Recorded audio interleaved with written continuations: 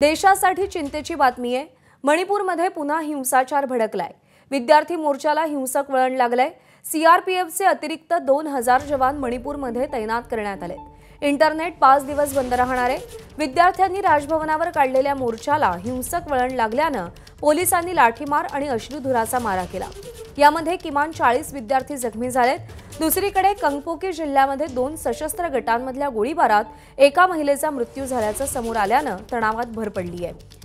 थंगबू या दुर्गम खेड्यामध्ये जमावानं काही घरं जाळल्यानं ग्रामस्थांना गावाबाहेर पळ काढावा लागलाय।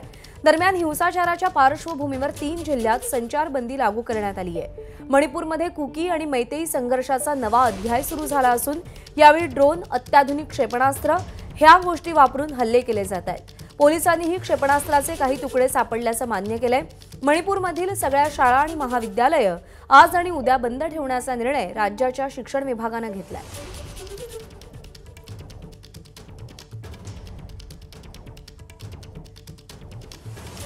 मणिपूरमध्ये हिंसक आंदोलन सुरू आहे। कुकी आणि मैतेई या 2 गटातील संघर्षाला आता हिंसक वळण लागलेलं आहे।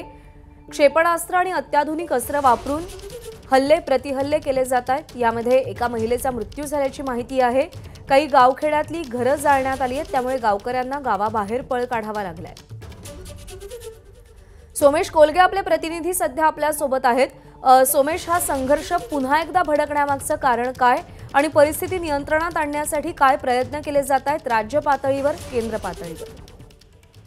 नक्कीच मणिपूरमध्ये पुन्हा एकदा गंभीर परिस्थिती निर्माण झाली असं दिसतंय। कारण यावेळेसच्या हिंसाचारामध्ये क्षेपणास्त्र म्हणजे मिसाईल्स वापरल्या गेल्याचं पोलिसांनी स्वतः कन्फर्म केलेलं आहे। त्यामुळे आता पोलिसांच्या वतीने आणि केंद्र सरकारकडून सातत्याने याबाबतचे अपडेट्स घेतले जात आहेत। त्यामुळे आता काही मोठं पाऊल केंद्र सरकार उचलणार आहे का ते पाहणं महत्त्वाचं ठरेल।